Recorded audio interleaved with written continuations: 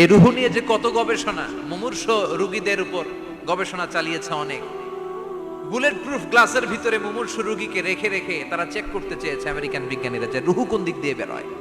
তারা ওজন করে দেখে মানুষ মরে গেলে কোন লাশের ওজন বেড়ে যায়, কোন লাশের ওজন কমে যায়। যেটাতে কমে গেছে 2-1 কেজি কমে যায়, তার অবাক। কি আগে ছিল 80 কেজি, এখন হচ্ছে 78 কেজি, তার মানে 2 কেজি না, এটাই রুহু।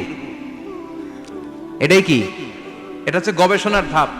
অনেকগুলো মডিউল তারা আনে, অনেক মুমূর্ষ রোগীকে গ্লাস ফিটিং করা, ইন্টেন্সিভ কেয়ারে রেখে তারা অবজার্ভ করে, আর অক্সিজেন মাস্ক খুলে দিয়ে তারা দেখে যে লোকটা ছটফট করে কিভাবে মরে। মরার আগে ওজন মাপ ছিল 80 কেজি, মরে গেছে পরে আবার ওজন দিয়ে দেখে 78 কেজি। কমছে কয় কেজি? বিজ্ঞানে কয় পাইছি। সবাই কয় কি পাইছো? কয় রুহু। কই পাইলেন? কয় আগে 80 এখন 78, 2 কেজি। রুহুর ওজন কয় কেজি?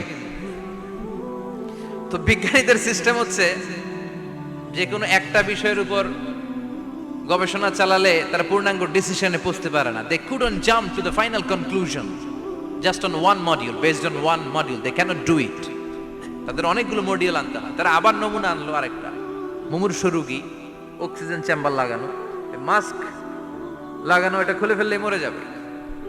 বুলেট প্রুফ করা গ্লাসের ভিতরে ঢুকিয়ে এটার ওজন মাপ, এটার ওজন 60 কেজি। এবার মাস্ক খোল, মাস্ক খুলছে ছটফট ছটফট করে, এটা শেষ। এবার মাপ দেখ, এবার মাইপা দেখা গেছে 63 কেজি। কয় কেজি বাড়ছে? এক একটার এক এক সিস্টেম হইতেছে, কোনোটা কমে, কোনোটা বাড়ে, কোনোটা কিচ্ছু হয় না। সবাই কয় তাইলে আপনি রুহু পাইলেন কই? আগেরটা কম ছিল, মনে করছিলেন 2 কেজি কমছে, ওইটাই রুহু, এখন 3 কেজি বাইরে গেছে, মিলাইবেন কি দিয়া? কথা কন। আল্লাহ ডেকে বলে, গোলাম কিয়ামত পর্যন্ত একটার পর একটা মুমূর্ষ রোগীকে বুলেট প্রুফ গ্লাসের ভেতরে ঢুকাতে পারবি, গবেষণা করতে পারবি, মাগার রুহু খুঁজে পাবি না। চিল্লায় বলেন ঠিক কি না? কারণ এই রুহুর মালিক কে? সে আল্লাহ বললেন, আল্লাযী খালাকাল মাউতা ওয়াল হায়াতা লিয়াবলুয়াকুম আইয়ুকুম আহসানু আমালা। জীবন আর মৃত্যু বানালাম তোমাদেরকে পরীক্ষা করার জন্য। পরীক্ষা আছে না নাই? গোটা দুনিয়াটাই পরীক্ষা। আল্লাহর আদেশে দেহে ঢুকে, আল্লাহর আদেশে বের হয়ে যায়, ঠিক কি না? এই যে ছোট্ট বাচ্চাটার দেহের ভিতরে যে রুহু ঢুকলো, কে দিল? 120 দিনের আগে মানব শিশুর দেহের ভিতরে কিন্তু রুহের ফুৎকার হয় না। সহিহ বুখারীর বর্ণনা 40 40 40, 340 কত? কথা বলেন। প্রথম 40 থাকে নুতফা, তারপরের 40 হয় আলাকা, তারপরের 40 হয় মুদগা, sperm drop, blood clot, and then the little flash. ছোট্ট নাপাক পানি ছিলাম, শুক্রাণু ছিলাম আমরা। কি ছিলাম? শুক্রও ছিলাম না, শুক্রাণু, শুক্রের অণু। এক ফোঁটা শুক্রের মধ্যে 20 কোটি অণু থাকে, ওই 20 কোটির একটা ছিলাম আমি আর আপনি। সুবহানাল্লাহ, বাড়িতে গিয়ে বললেন। ডিম্ব আমরা ছিলাম না, আমরা ছিলাম ডিম্বাণু। ডিম্বের এই ডিম্বাণু আর শুক্রাণু দুইটা মিলে আল্লাহ আমাদেরকে বানায় ফেললেন জাইগট। সেখান থেকে এমব্রয়ো, তারপরে আস্তে আস্তে ইনিশিয়াল স্টেজগুলো শেষে একটার পর একটা স্টেজ পার করে তিনি আমাদেরকে বানালেন আলাকা। সেখান থেকে মুদগা, আমাদের দেহের ভেতরে তিনি স্কেলিটন ভরে দিলেন, কঙ্কাল, মাথার স্কাল দিলেন, খুলি দিলেন, নাক কান গলা দিলেন, আমার রেসপিরেটরি সিস্টেম চালু করে দিলেন। কত ছোট ছিলাম আমি, ক্ষুদ্র ছিলাম আমি। ফালয়ানযুরিল ইনসানু মিম্মা খুলিকা মিম্মাইন দাফিক।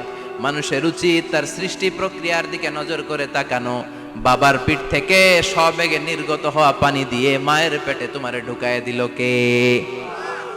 নাপাক পানি থেকে ছোট্ট ব্যাঙ্গাচির মতো ছিলাম, জোকের মতো মায়ের জরায়ুর দেয়ালে লেগেছিলাম। সেখান থেকে বড় করতে করতে আমার রেসপিরেটরি সিস্টেম, আমার হেয়ারিং সিস্টেম, আমার সব সিস্টেমগুলো তিনি আমার দেহের ভিতরে সেট করে দিল। চিল্লায় কোন সুবহানাল্লাহ। 120 দিনের সার্টেন পিরিয়ড শেষে তিনি দেহের ভিতরে রুহের ফুৎকার দিলেন। দেয়া মাত্রই আমার রুহুতে ধপ ধপ ধপ শুরু হয়ে গেছে। ওই যে ধপ ধপ শুরু হয়েছে, আজও থামে নাই। এই ধপ ধপ থামলে বাঁচবেন, দম ফুরাইলে আমরা ঠুস হয়ে যাবো, ঠিক কিনা? হায় রে মানুষ রঙিন ফানুষ, দম ফুরাইলে তবু তো ভাই কারোরই নাই একটুখানি। হায় রে মানুষ রঙিন ফানুষ, রঙিন ফানুষ, হায় রে মানুষ। সুবহানাল্লাহ বলেন। সে আল্লাহ বললেন, গোলাম জীবন আর মরণের মাঝখানে আমি তৈরি করেছি রুহু। পৃথিবীর বিজ্ঞানীরা সব বানাতে পারে, কম্পিউটার বানাতে পারে, প্লেন বানাতে পারে, হেলিকপ্টার বানাতে পারে, রকেট বানাতে পারে, কিন্তু গোটা বিশ্বের সব বিজ্ঞানীরা মিলে কি রুহু বানাতে পারে নাকি? কথা বলেন। গত বছর সোফিয়া নামে একটা রোবট আসছিল না? কথা কন। ওটা মাথা উঁচু করে নিচু করে কথা বলতে চায়, মানুষের মতো হতে চায়। আসলে কি মানুষ? ওটার মধ্যে কি রুহু আছে? রুহু বানাইতে পারবে কেউ? আল্লাহ যারে পছন্দ করে বেশি তার পরীক্ষাও।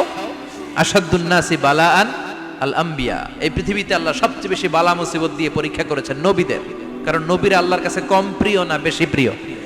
যেহেতু প্রিয় বেশি, পরীক্ষাও। এজন্য মুমিনের উপর যদি পরীক্ষা আসে, মুমিনের উপর যদি অত্যাচার আসে, মুমিনের উপর যদি ধৈর্যের পরীক্ষা আসে, জেল জরিমানা আসে, মুমিন ওইটারে ভয় পায় না। মুমিন ভয় পায় একজনকে। চিল্লায় বলেন তিনি কে? কারণ আল্লাহর ঘোষণা ওয়ালা তাহিনু ওয়ালা তাহজানু। ঘোষণাটা কার? ভয় নাই, তোদের চিন্তা নাই। আনতুমুল আ'লাউনা ইন কুনতুম মুমিনিন। তোমরাই বিজয়ী হবা যদি মুমিন হও, যদি মুমিন হও। এজন্য ধৈর্যের পরীক্ষা দিতে হবে, আল্লাহর উপর তাওয়াক্কুল করতে হবে, অত্যাচার আর জুলুম আল্লাহর নামে সহ্য করে যেতে হবে। চিল্লায় বলেন ঠিক কিনা? কারণ মুসলিমের সাথে আল্লাহ থাকে। মুসলিমের বদদুয়াকে বিশ্বনবী ভয় করতে বলেছেন, কারণ মুসলিমের বদদুয়ার মাঝে আর আল্লাহর মাঝে পর্দা থাকে। যারা দুনিয়ার বুকে জুলুম করে তাদেরকে ক্ষমতার মসনদ থেকে নামিয়ে দেয় কে?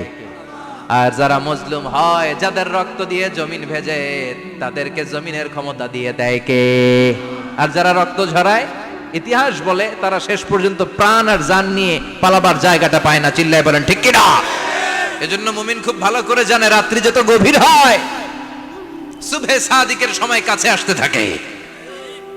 গর্ভবতী নারীর পেটের জ্বালা যন্ত্রণা, ব্যথার পেইন যত বাড়ে, নতুন মেহমান আগমনের সময় কাছে আসতে থাকে।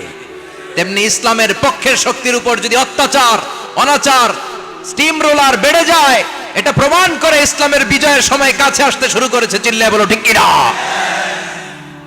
এজন্য রাব্বুল আলামিন ডেকে বলেন, গোলাম লিয়াবলুয়াকুম আইয়ুকুম আহসানু আমালা। কে ভালো আমল করো, কে খারাপ আমল করো, এজন্য আমি জীবন মরণ তৈরি করেছি। চিল্লায় কোন ঠিক কিনা? এরপর আল্লাহ বললেন, ওয়ালাকাদ যায়্যানাস সামাআদ দুনিয়া বিমাসাবিহা ওয়া জাআলনাহা রুজুমান লিশ-শায়াতিন। সুবহানাল্লাহ বলেন। ওয়ালাকাদ যায়্যানাস সামাআদ দুনিয়া। মাইকম্যান কোথায়? সাউন্ডটা বাড়াও। এত দুর্বল কেন তোমার সাউন্ড? মনে হচ্ছে আমি মাইক ছাড়া কথা বলছি। সাউন্ডটাকে স্ট্রং করো।